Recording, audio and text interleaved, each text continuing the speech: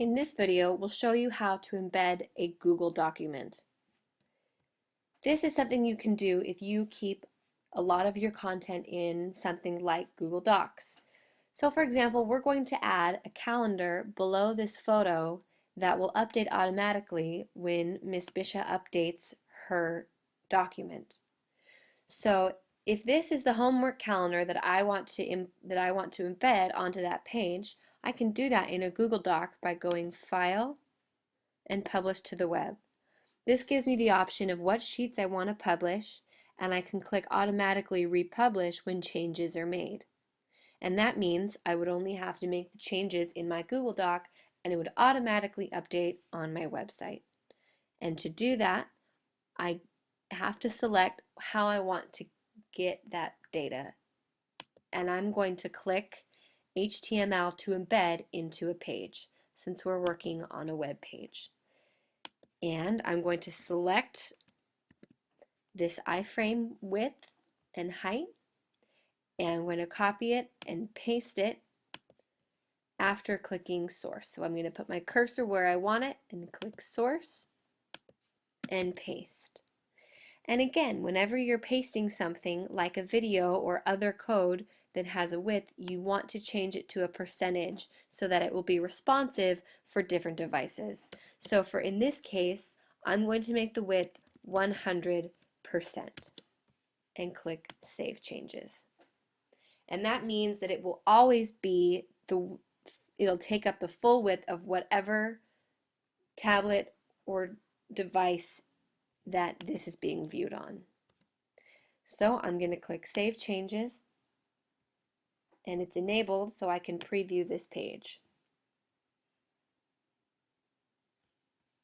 And if I scroll down, there is that calendar.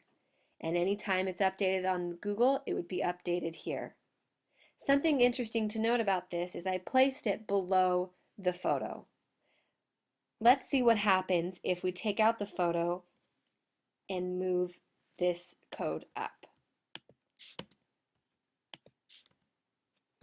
If I take out the photo,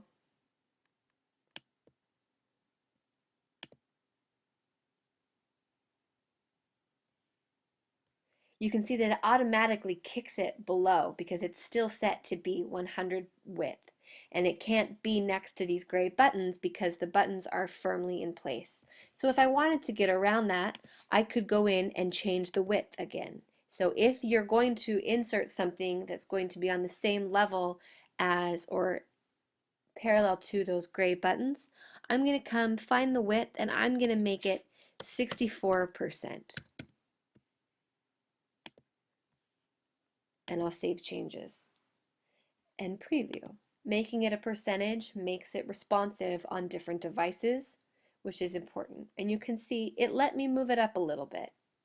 But I liked the way it looked when it filled up the whole page because then students don't have to scroll over.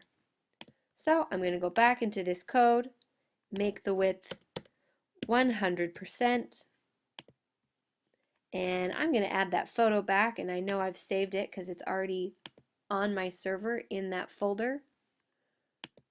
And it was the calendar photo I used. I'm going to double click it and click OK. So that's how I can get that photo right back. If I click Save Changes, I can preview the page. And there's the photo at the top. It doesn't get in the way of the buttons. And then there's this embedded content right here.